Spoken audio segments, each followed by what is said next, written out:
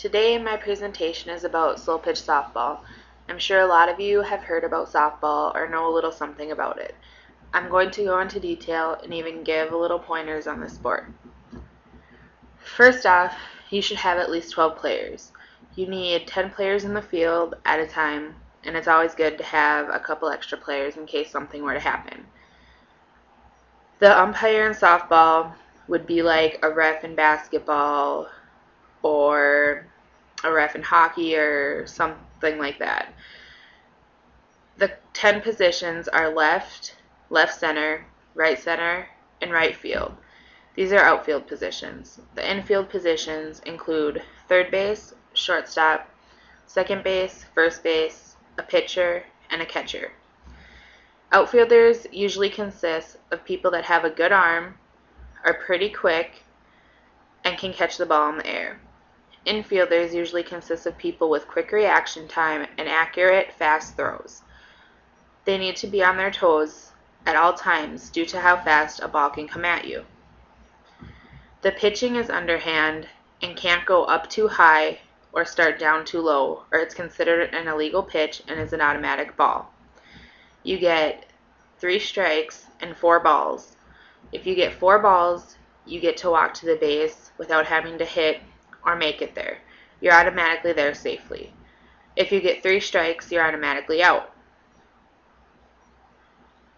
The catcher should not catch the ball in the air when the pitcher pitches it. It should always drop first and bounce at least one time before they catch it, so that the umpire can get a more clear visual on where the ball landed and if it was in the strike zone or not. The rules of softball are pretty simple. When you're playing in the outfield, you have to get 3 outs before you get to go up and bat.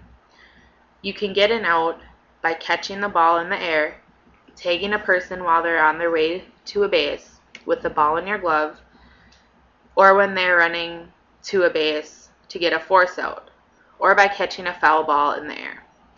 A force out is when there's a person running to the base and there's someone behind them at the next base, so if a throw is made to the base, they're automatically out. The batter's automatically out if their team has 1 or 2 outs and they hit the ball in the infield in the air. It's called an infield fly. When your team is batting, you want to get as many runs into home plate as possible. You win by getting the most runs in the game. The difference between fast pitch and slow pitch is pretty simple. All that's different is that the pitches come in a little faster and the field is shorter. The catcher also has a harder task because you can steal bases in fast pitch, whereas you can't in slow pitch. When a ball is caught in the air, you have to do this thing that's called tagging up.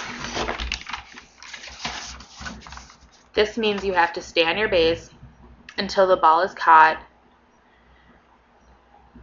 in slow pitch, then you can run to the next base if you feel you can make it.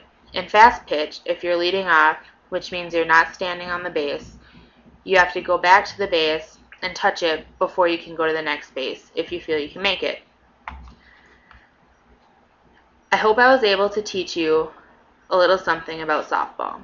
There's a lot more to it when you're actually playing. Like if you were to miss a ball in the outfield and you have to run after it and you throw to something, that's called your cutoff. The shortstop and the second baseman are usually the cutoff. You line up with the person in the outfield so they can throw it to you, and then the pitcher lines up behind you so you can throw it to the pitcher. When the ball's in the infield for a certain amount of time, the umpire calls time, which means that the runners can no longer advance to the next base, and everything stops until the next batter is up to bat. When you go up to bat, you can also call time, so you can wait and get ready for your pitch to come. I hope next time you go to a softball game or you hear someone talk about it, you can remember a few of the things that I said about softball. It's a lot of fun. When you're sliding into a base, there's also a very certain technique that you need to use, or you can come up with a lot of bruises, cuts, scrapes, and stuff from the gravel. This is a whole different kind of thing that you need to learn to do. I played softball since I could, and I'm still not sure the correct way to slide because I usually don't try to do it. So just think about those things the next time you go to a game, and hopefully you have a more clear understanding of it.